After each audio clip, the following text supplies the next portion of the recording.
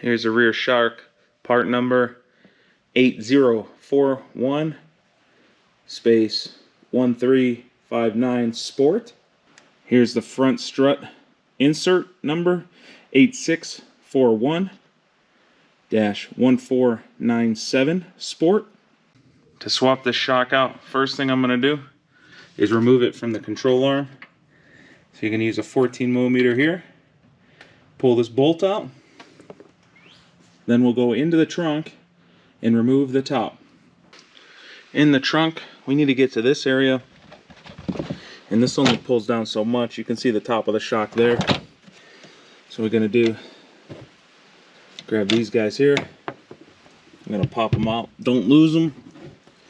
So we're going to pop out these first few here.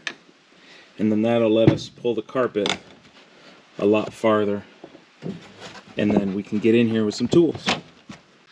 To release the pressure on the top here, you're going to use a 14mm and a 5mm Allen to hold the center. And then you're just going to take the nut off, and then the shock will go through the bottom of the car. When you pull the shock out of the bottom of the car, you're going to have a washer, dust cover, another little washer. I had to hit this with a hammer to loosen it up. And then the bump stop. These are the parts you need to keep. So we're going to transfer those parts. And then the shock is going in the trash. The center shaft of the shock is much thicker.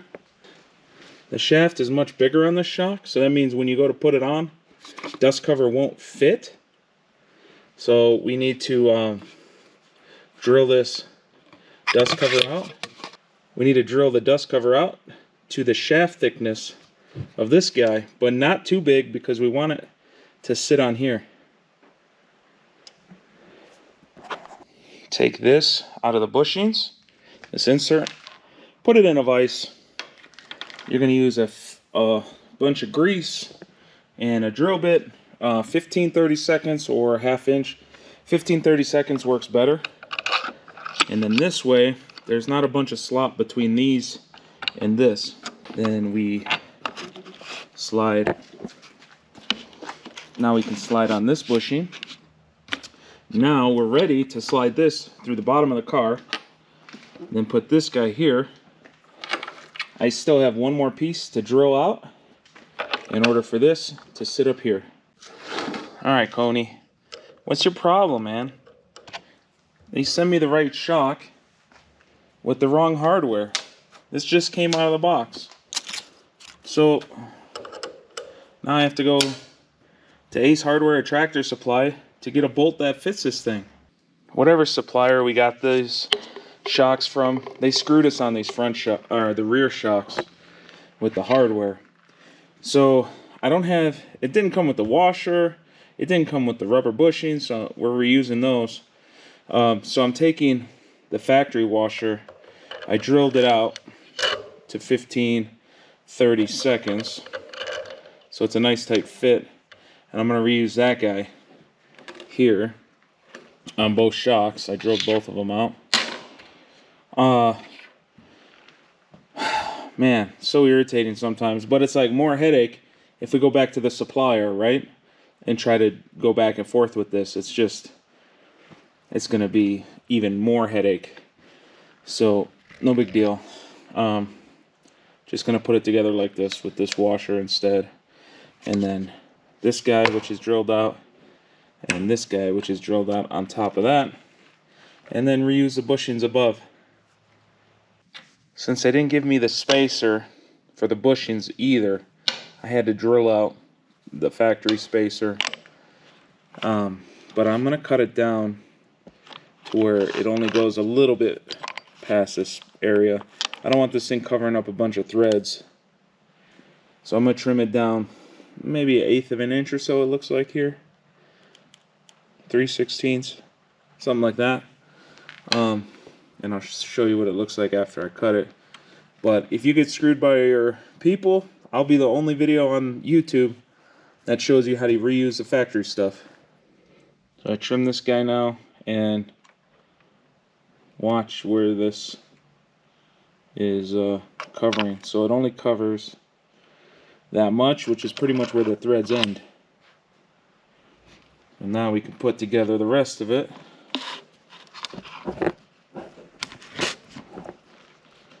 There we go.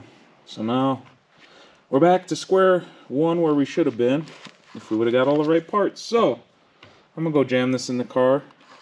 To tighten this setup, you're gonna use a 9mm to hold the top of the shock. We need to take everything off of the strut, obviously, so we can pull the strut off. First step, we're gonna break these two main bolts loose. So the nut is a 22mm, the actual bolt is a 19mm. So you're just gonna hold the bolt and then spin the 22mm. Take a 12mm, remove the bolt that's holding the brake line to the strut. Take a 10mm and remove the bolt that's holding the ABS speed sensor in. And then you're gonna use some needle nose pliers to squeeze this guy, pull it out. Same as this one right here. You're gonna squeeze both of those and pull them out after you get these bolts out. You're gonna use a 14mm to pull the sway bar end link nut off. You use a 15 to hold the back if it's spinning. I'm disconnecting it from the bottom because the top one just wouldn't come out for me. So I'm just taking off the bottom one. To get to the strut tower bolts, you need to pull this plastic guy out. And then they're in there. This one, and that one back there. You're gonna leave this one in.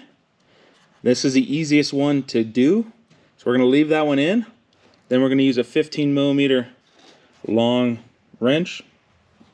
And we're gonna go in there and take those two off and set them up here on the windshield wiper so they don't fall and disappear somewhere. The only place the strut is now tight is that one singular nut on the very top. Now I'm going to take a hammer, pop these two out, so the whole spindle area will be loose from here, and then there will be nothing holding the strut except the nut on top. And then I'll hold it down here, I'll undo that nut on the top, and then pull this guy out through here. Everything's out. Now that was the easy part. Now comes the hard part. First things first on this guy, we need to get this nut out.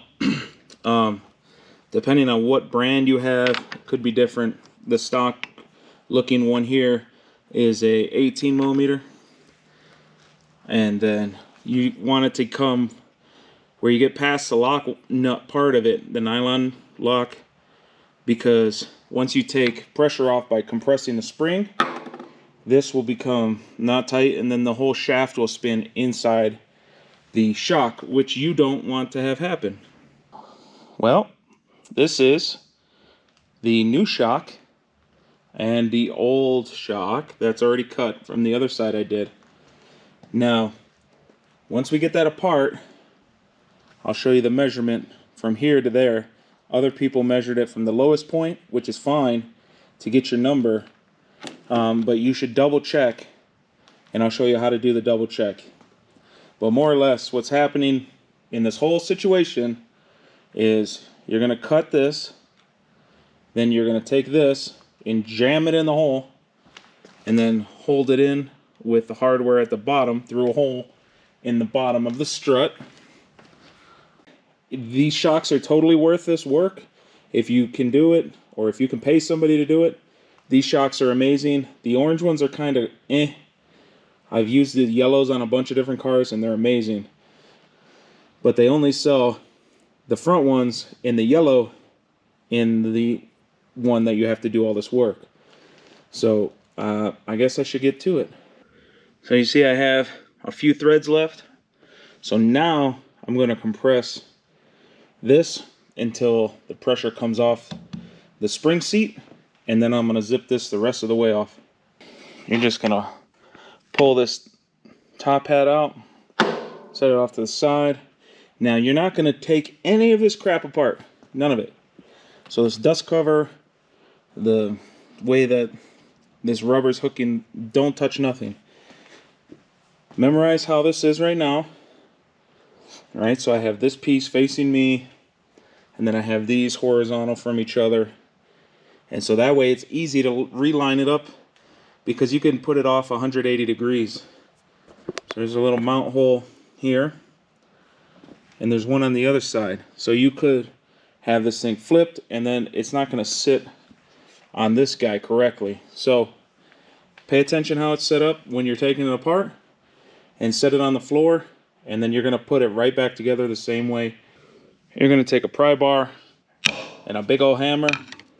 You're going to jam this into that guy, whack it with a hammer, jam it this way, whack it with a hammer to get this thing off, throw it in the trash. This is going to be the messy part, but there's a flat area on mine here. You just need to hold dead center. So you're going to take a punch, like so. You're going to find the center, and you're going to whack it with a hammer to put a mark. So there you can see. I have two nipples, two punches, but I know which one's the center. So now I'm going to take this 5/16 or 1/8 inch, whatever. We need a smaller drill bit first. And this is going to be the messy part. So I drilled it just enough to verify I'm in the middle. Once you verify you're in the middle, you're going to drill all the way through. Now, there's an issue. This is pressurized, so it's going to have a little bit of spray that comes out when you finish drilling it. So I'm going to show you the best way to position this so you don't get messy. So I'm using these as a flat support. I'm going to hold it here, and I'm going to drill that way. But my body is going to be over here, and I learned this from the first one. That's why there's paper towels everywhere. If you want to lay out some cardboard on the floor, do that.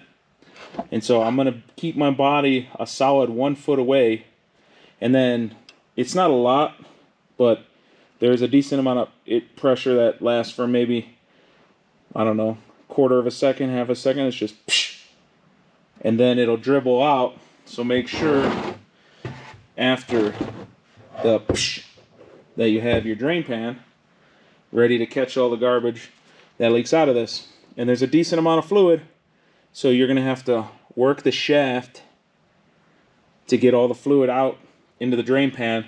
Before we try to cut anything up here, all the fluid needs to be out.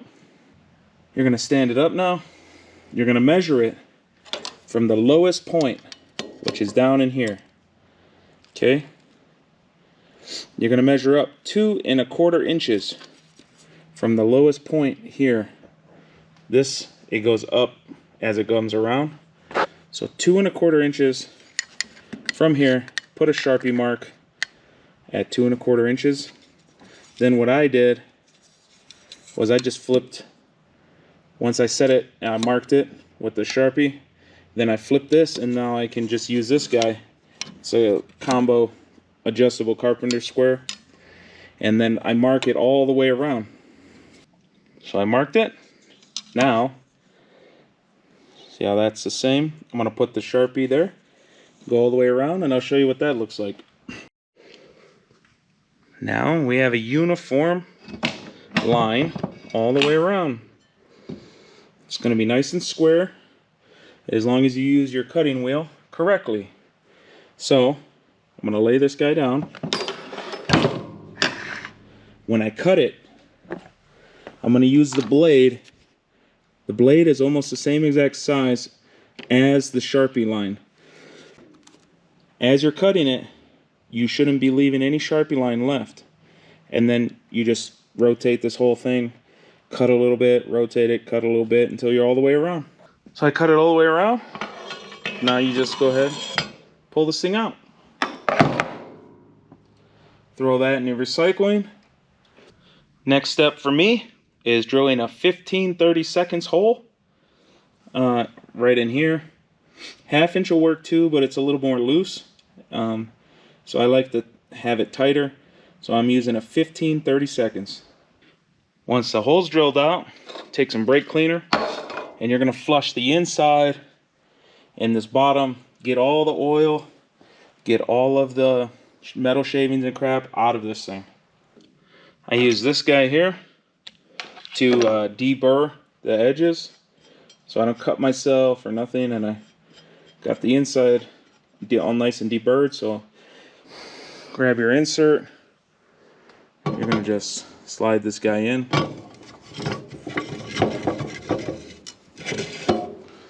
Like so. Now, there's little, well, you can't see it on camera. Anyways, there's these little nubs. There's like 3 of them going around, and that's what force centers it inside. And right now it is not all the way in. This is the hardware that comes with it. You're gonna start with just this screw. Then you're gonna take a ratchet it in slowly. It will draw in the insert, and it'll be super tight because, like I said, it has these nipples here. So you're gonna do it a few threads. Then once you think it's in far enough where you can get a few threads again, you're gonna take the washer. Now this washer, depending on your strut, on the Civic right now, it's convex, so it's sticking out. So you just want to match this washer to the shape of whatever your strut is.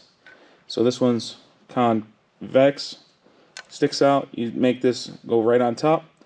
Then tighten it all the way down without this. Don't put this yet. Get the insert all the way in till it's seated. Then undo the bolt. Then put your washer. Then this lock washer. Then put blue Loctite, or red Loctite for that matter. I would probably use red Loctite. All I have though is blue, but blue should be good enough. Put a whole bunch of blue Loctite on this guy, and then thread it in for the final time. Next piece to go on is this one. This thing has a little lip that goes inside this groove. So you just slide this over. Obviously I need 2 hands for this. Well, you're just going to slide this over, keep pushing it over, both of these, until that groove's in here, and then that just keeps crud from getting in here. Now we're to the point where we're just going to reverse the assembly as if you just bought a new strut, right? So this is more or less the strut now. So the same steps we did, we left this in this orientation here. So we're just going to slide this guy over here. We got to slide this rod, just through here, make sure it's good. Line up this little nipple with the hole here. And then we'll slide the top hat over. It's a little tight through the bump stop, so just give it a couple whacks with your hand, it'll go on. And then you're going to take your new nut, tighten it as much as you can. You might have to get a little bit of spring pressure on the top hat to create some friction so that this doesn't just spin inside.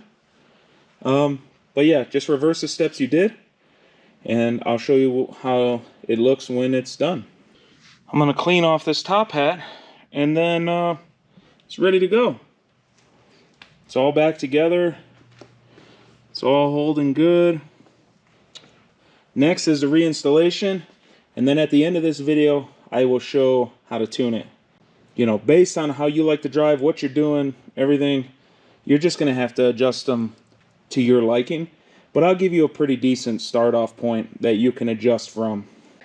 You're going to start this whole process by feeding in the strut in here and starting one of the nuts on here, and then you're going to press up on the strut.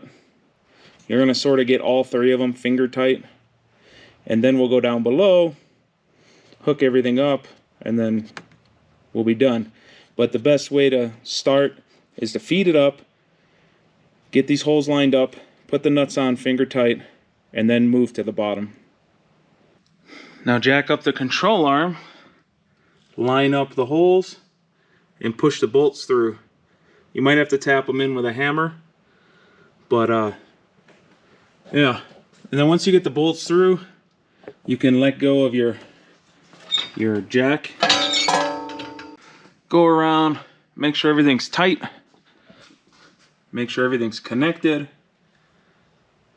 and then put your wheel back on, lower it on the ground, double check the torque on the top hat of the strut once you set it on the floor.